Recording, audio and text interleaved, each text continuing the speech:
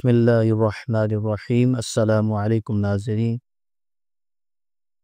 ناظرین، آج کی ویڈیو میں ہم اعوذ باللہ یعنی تعوذ، اعوذ باللہ من الشیطان الرجیم، اس کے پڑھنے کی فضیلت سماعت فرمائیں گے۔ پیارے ناظرین، اگر کسی کو جان کا خطرہ ہو تو وہ اپنی سیکورٹی کے لیے باڈی گارڈز رکھتا ہے، سیکورٹی کا انتظام کرتا ہے، لاکھوں روپے خرچ کرتا ہے تاکہ اپنی جان کی جو ہے وہ حفاظت کر سکے۔ لیکن ایمان کی حفاظت کے لیے، ایمان کی سیکورٹی کے لیے ہم کوئی خاص انتظام، خاص اہتمام نہیں کرتے، سستی کا شکار رہتے ہیں، اور شیطان اس کی ہر وقت یہی کوشش ہے کہ یہ بندہ میرے جنگل میں پھنسے، میرے وسوسوں میں آئے اور اپنی دین دنیا، اپنے ایمان سے ہاتھ دھو بیٹھے۔ تو اس کی سیکورٹی کے لیے بھی ہمیں انتظامات کرنے ہوں گے۔ جان کی سیکورٹی سے زیادہ ہمیں ایمان کی سیکورٹی پر توجہ دینی چاہیے کہ جان اگر چلی بھی جاتی ہے تو کچھ نہیں، اللہ تعالیٰ کا نظام ہے، لیکن اگر ایمان چلا گیا تو نہ دنیا کے نہ رہیں گے اور نہ ہی آخرت کے رہیں گے۔ اللہ پاک ہم سب کو کامل ایمان نصیب فرمائے، ہمارے ایمان کی حفاظت فرمائے۔ تو آئیے اعوذ باللہ پڑھنے کی فضیلتیں سنتے ہیں۔ حدیث پاک میں ہے، پیارے پیارے آقا صلی اللہ علیہ وسلم نے ارشاد فرمایا کہ جو کوئی بندہ ایک دن میں 10 مرتبہ اعوذ باللہ من الشیطان الرجیم یعنی تعوذ یہ پڑھ لے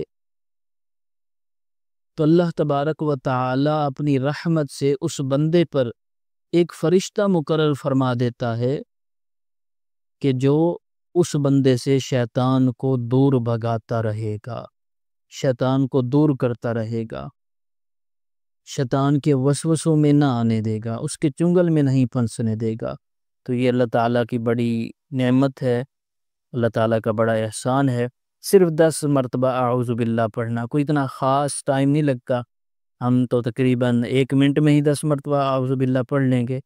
تو کوشش کریں کہ روزانہ اس کا معمول بنائیں۔ جتنا امام حسن بصری رحمۃ اللہ تعالی علیہ آپ فرماتے ہیں کہ جب بندہ دل کو حاضر کر کے تعوذ پڑھتا ہے، اللہ تعالیٰ کی پناہ چاہتا ہے، یعنی معنی پر اعوذ باللہ من الشیطان الرجیم، ان کے معنی پر غور کرتے ہوئے اگر وہ اللہ تعالیٰ کی پناہ چاہتا ہے، تعوذ پڑھتا ہے، تو اللہ تعالیٰ اس بندے اور شیطان کے درمیان 300 پردے حائل فرما دیتا ہے، یعنی بندے اور شیطان کے درمیان 300 پردے آ جاتے ہیں۔ سبحان اللہ، اللہ اکبر۔ یہ ہے ایمان کا دشمن، ایمان کا ڈاکو، ایمان کا چور، شیطان سے بچنے کا بہترین وظیفہ کہ اب اعوذ باللہ پڑھتے رہیں، فرشتے بھی آپ کی حفاظت کریں گے، آپ کے درمیان اور شیطان کے درمیان پردے حائل ہوں گے۔ تو تعوذ کو اپنے معمول کا وظیفہ بنائیں۔ پیارے اسلامی بھائیوں، اللہ تعالیٰ کی پناہ چاہنا یہ سنت انبیاء بھی ہے۔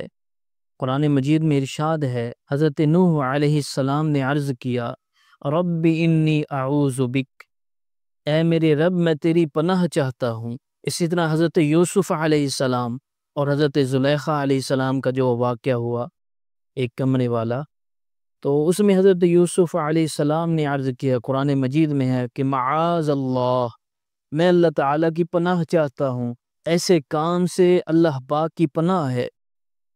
اسی طرح حضرت موسیٰ علیہ السلام نے اللہ پاک کی پناہ چاہی۔ ہمارے پیارے پیارے آقا علیہ السلام آپ کو حکم ہوا، قل اعوذ برب الفلق، تم فرماؤ کہ میں صبح کے رب کی پناہ لیتا ہوں۔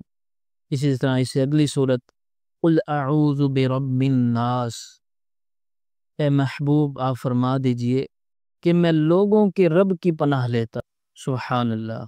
پیارے اسلامی بھائیو، تو میں عرض کر رہا تھا کہ استعاذہ کرنا یعنی اللہ تعالیٰ کی پناہ چاہنا یہ سنت انبیاء بھی ہے اور سنت مصطفیٰ بھی ہے صلی اللہ علیہ وسلم۔ لیکن اللہ پاک کے نبی، اللہ پاک کے انبیاء وہ شیطان سے تو پناہ نہیں چاہتے تھے۔ شیطان تو ان کا کچھ بگاڑ ہی نہیں سکتا، معاذ اللہ حضور صلی اللہ علیہ وسلم یا دیگر انبیاء کرام شیطان سے پناہ نہیں مانگا کرتے تھے، کیونکہ شیطان تو ان کا کچھ بگاڑ ہی نہیں سکتا۔ ہمارے آقا کی تو شان ہی نرالی ہے، شیطان تو ان کے قریب بھی نہیں آ سکتا۔ حضور صلی اللہ علیہ وسلم کی حدیث شریف ہے نا مسلم شریف میں، آپ نے خود فرمایا کہ ہر ایک بندے کے ساتھ شیطان ہوتا ہے جسے حمزاد کا نام دیا جاتا ہے۔ آپ نے فرمایا میرے ساتھ جو شیطان تھا وہ کلمہ پڑھ کر مسلمان ہو چکا ہے۔ تو شیطان سے آپ صلی اللہ علیہ وسلم اور دیگر انبیاء کو کوئی خطرہ نہیں، ان کا اللہ تعالیٰ کی پناہ چاہنا یہ ہمارے لیے تربیت ہے۔ ہمیں سکھایا جا رہا ہے کہ ہم بھی اللہ تعالیٰ کی پناہ چاہیں، اللہ تعالیٰ کے قرب میں آئیں، شیطان مردود سے پناہ چاہیں اللہ پاک کی۔